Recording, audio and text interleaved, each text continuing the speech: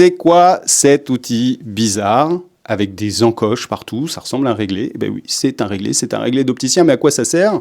Et comment on s'en sert? Eh bien, c'est l'outil indispensable des opticiens. Alors, moi, j'avoue que j'ai un petit problème pour l'utiliser, mais tu vas comprendre.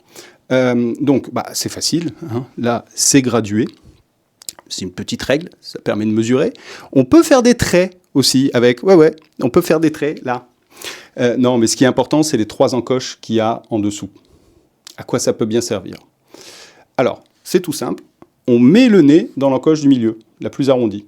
Et de chaque côté, ensuite, on a des graduations qui permettent de mesurer ce qu'on appelle l'écart pupillaire, puisqu'on travaille au demi-millimètre, voire mieux maintenant avec les outils numériques évidemment, pour le centrage du verre. Et si je ne sais pas bien m'en servir, c'est parce que j'ai un problème.